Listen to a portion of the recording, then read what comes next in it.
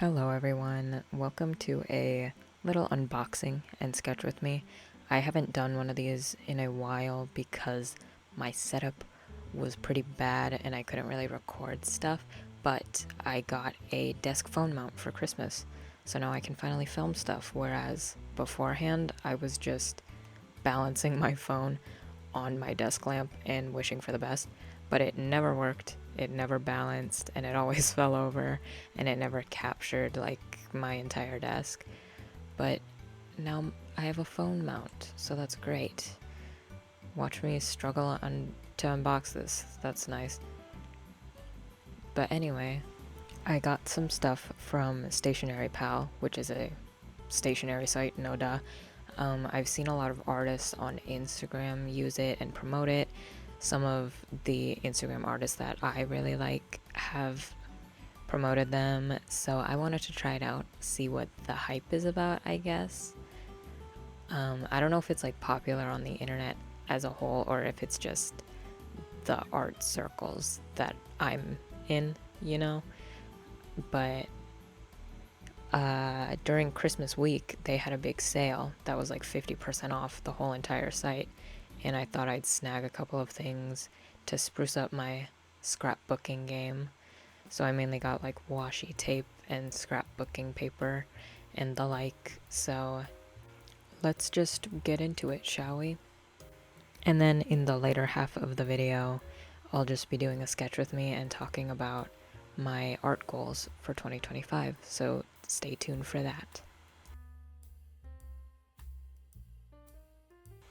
So going into the actual unboxing part, the packaging is very pretty, which is probably why the shipping cost was so fucking expensive, but it's fine. It was worth it.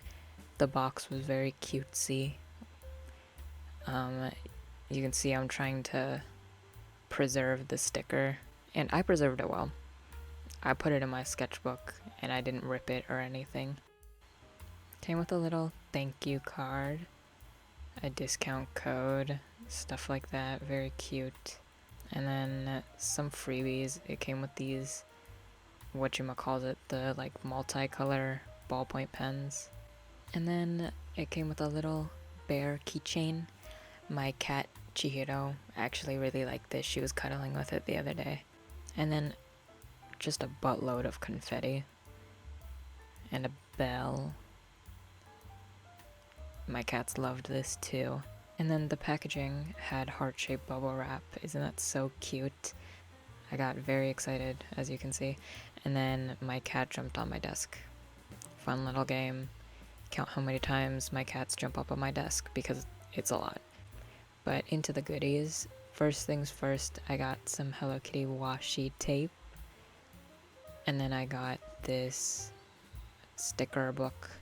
What do you call it? The like decorative stickers that you use for the thingamajiggies, the photo cards, like K-pop photo cards. And then I got this washi tape dispenser because I got a lot of washi tape. There's the cat again. Washi tape was candy themed, very cutesy, with like golden foil detailing.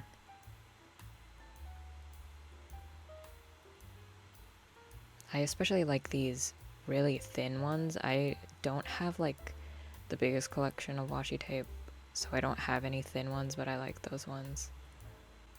And then opening up the sticker book, it actually came with a lot more pages than I thought it would, which is great. It'll last me a long time. They had a pretty big variety with a bunch of different colors. My only thing with this, like my only qualm with this, is that the stickers weren't really cut out neatly, like not all the way. So I would have to go in with like a X-Acto knife and do it myself, because it was like sticking to the paper and shit. And then I got this scrapbooking paper. I thought that they were stickers, but they're not. They're just like scrapbooking papers, I guess, which is fine. I have glue, so it still works. They're these like floral, vintage themed papers. I usually use like origami papers for scrapbooking, so this will be a little change. There's the cat again, nice. More washi tape, again another like vintage theme. Black and white, brown and white. Look at that, so pretty. I have like a coffee theme. And then a ruler, because surprisingly, I don't have like a straight edge on hand. I use usually like a tissue box or my 3DS as a straight edge. So I got this compact ruler just to keep in my pencil pouch. Usually I just free ball shit. I just go balls to the wall and try to make the straightest line as I can, but it never works, so that's nice. And then some gel pens. They're what's his name? Crayon Shinchan. And they're Sarasa clip knockoffs, I'm pretty sure. So I pulled out an actual Sarasa clip. There's a noticeable difference, but it's not that bad. You can just tell that the knockoffs are a little less quality, but it's fine. The clicker got stuck several times, but whatever. The ink is pretty good, and the packaging is so cute. So, opening up the masking tape, or not masking, well, yeah, just tape dispenser. It has 2 different types of teeth, if that's what you call it, that you can change, which I like. I like the wider teeth. It looks nicer in my opinion. That was all I got from Stationery Pal. Would I purchase again? Probably yes. However, I would only purchase when there was a big sale like Christmas week, because like I said, the shipping cost was kind of steep, so I'd wait, I'd hold off. But otherwise, pretty good. I think my time is running out. So it's time for Sketchbook Me. Sketchbook Me. Hello, welcome to the sketch part of the video.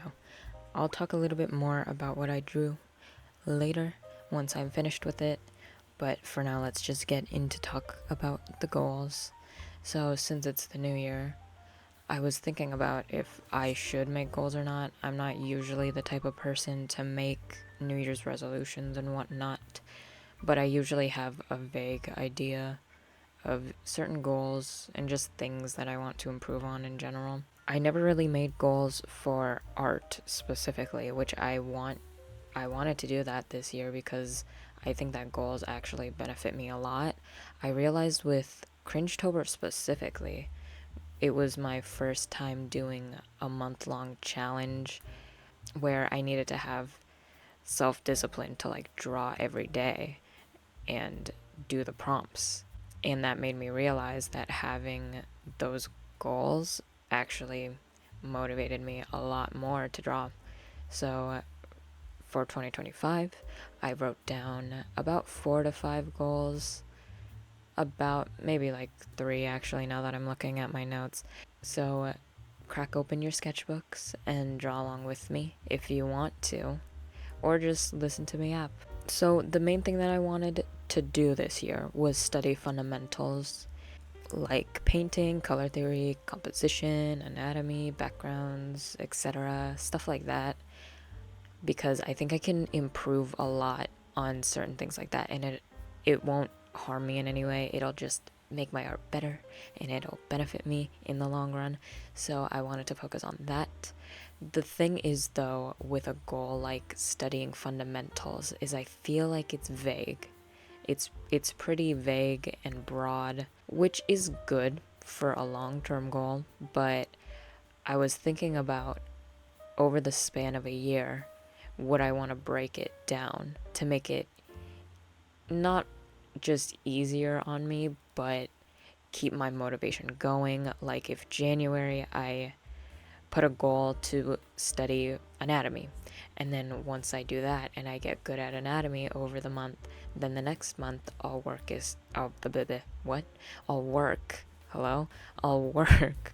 on color theory or like painting, and then the next month work on backgrounds or perspective. And I feel like that would work pretty well for me. I think focusing on a specific thing each month sounds fun to me. And I like having that kind of a schedule on top of other things that I like to draw, like fan art. I mainly like drawing fan art, and I want to have that flexibility to draw stuff that I like, but on top of that, do studies and focus on other goals. I'm a little bit worried for the later half of the year though, because I'm kind of busy. I'm graduating high school, and I'm trying to get my driver's license and a car this summer and a part-time job. Like, I got a lot going on. I got a lot on my plate to consider for after June, or like May, June, you know what I mean? So I don't know if I can focus on a specific thing each month if I already have a lot of other stuff to focus on. And then I have college the following fall. So it's kind of a lot to think about. For the first half of the year, I think I can focus on art pretty well. I think I could dedicate time to it like I am now. I mean, I'm drawing every day, and I want to keep that habit up. I was thinking for January specifically, I would work on form or like gesture drawings, because I'm already pretty comfortable with that, so it wouldn't be super intimidating, and I'll still feel like I'm accomplishing something. And I like doing gesture drawings. They're so fun and they're so easy for me. So I think I'd want to work on that first, because January is kind of, it's the end of the semester for me. So I kind of got a lot to think about school wise and shit like that. So I think form would be a good starting point. And then maybe February work on, I don't know. I should probably make like a list now that I'm thinking about it for each month, so that I'm not scrambling to find something to study that month. I think I want to do gesture this month. I don't know when I'm uploading this video, but it's probably like a week after New Year's. But it doesn't matter, it's still January. February though, maybe perspective. I don't know. I'd have to think about it, but right now it's up in the air. I also need to get back into digital art. I've been mainly working on my sketchbook as of late, which I love to do, but I have a drawing tablet, so I should use it, you know what I mean? I should get back into digital artwork, even though, I don't know, I enjoy doing traditional more for some reason. I just feel like traditional is more forgiving if you mess up, which maybe that's weird to say now that I'm thinking about it, because you have literally the undo button in digital programs, but like for me, I just feel that traditional art is more forgiving, for me at least, and it's easier for me, but digital isn't. But speaking about gesture and form, I wanted to get better at dynamic posing. I like to draw fan art a lot. That's like my main thing that I enjoy doing, and I think I can spice it up a bit by doing more dynamic poses, even though my poses right now aren't stiff or anything, but I just feel like they are. I don't know why. I feel like my poses are very stiff, even though they're technically like not stiff. So I want to get into drawing more dynamic poses, like dancers or fighting poses and dancers. Yeah, that's all that I can think of for like super dynamic poses, is fighters and dancers. But I like drawing ballet dancers. Those are really fun. And aerial silk artists. Is that what they're called? Aerial silkists. I like drawing them.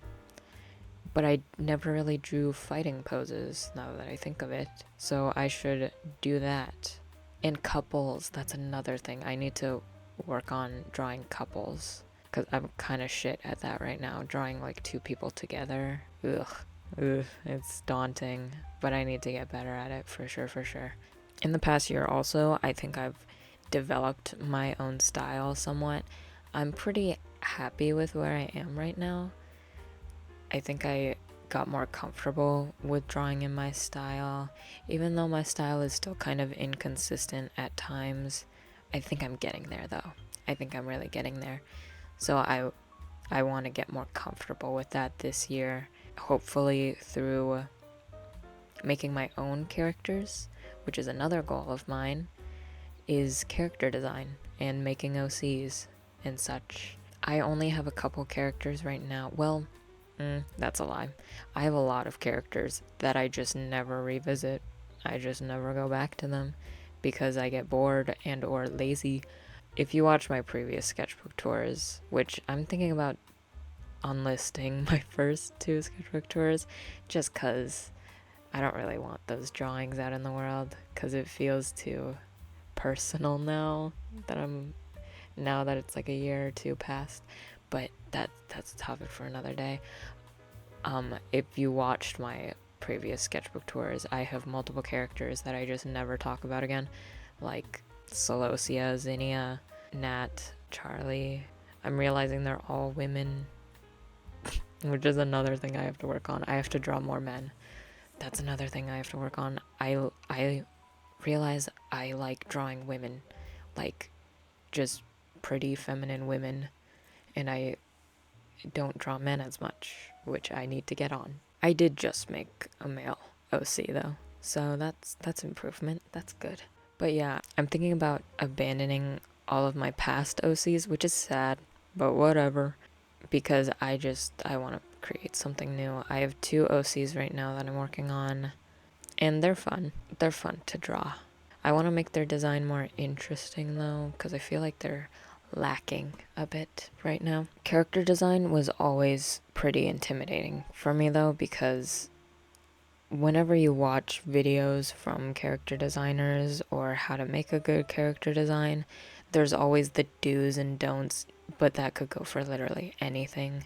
Anything creative, there's always like somebody on YouTube being like, do this, don't do this, but do this, but only do this occasionally. Like, So it always kind of put me off from character design specifically, because I was always worried about making cringy ass characters, because that's what I did in the past, of like making like fox furries with angel wings type shit. I don't want to do that again, which I won't. Like, I know that I'm mature enough to not go down that rabbit hole of cringy stereotypical character design, but still I always doubt my character designs because I'm like, remember that one furry that you made a while ago that had angel wings? Yeah. But yeah, I think that's pretty much it for right now. I didn't want to put too many goals out there. I feel like it's a lot to focus on if you have 4 or 5 goals and whatnot. So right now I have about 2 or 3. I think, well, I'm gonna say 2 goals: character design, like making OCs, and then studying fundamentals, and then I'm breaking it down into more bite-sized chunks of per month. I'll work on a different thing when it comes to fundamentals. And then for character design and OCs, I don't really have short-term goals with that one. Maybe I could do like every month I focus on a different character, but no, I don't want to do that. I don't think that would be fun for me. I think it'll just be something that I work on in the span of the year, but it's something that I'm conscious about, and I continually, I don't know if that's the right word, I continually try to work on them and not just draw fan art. Speaking of fan art, what I drew here was Sun from FNAF Security Breach, because I got a Help Wanted 2 poster, or not poster, a calendar for 2025, and each month has a different character as the main focus of the artwork, and January was Sun, so I decided to draw Sun, because I don't think I've ever drawn Sun before, so I drew him doing, like, I don't know what you would call it, a bunny ear pose, like a peace bunny ear pose kind of a thing, because I saw I saw the pose on Pinterest, and I was like, that's kind of cute, I want to draw it.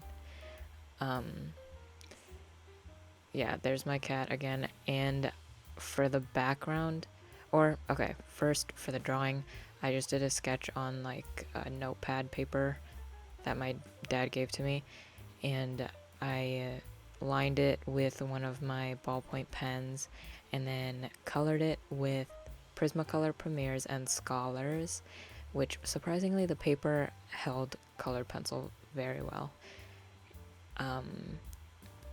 And then for the background, I took the confetti from the Stationery Pal packaging and just glued it into a pattern, because I thought the confetti would fit with like Sun's character, and I didn't want to throw away all of the confetti. I wanted to like use it somehow. And then I used the stickers, the sticker book thingy that I got from Stationery Pal, and then just put some of the confetti stickers in there. This is the part where I had a hard time getting the stickers out, so I had to take my box cutter and like try and cut them out where they were sticking and stuck and stuff like that. But anyway, I think it turned out pretty good. Very cutesy. I gotta stop saying cutesy. I need a better vocabulary. But that's all. Happy New Year. I hope 2025 goes well and you guys accomplish all of your goals. If you watched this far, thank you. Subscribe or whatever, and I'll hopefully make another video soon, and I'll see you in the next one. Bye bye.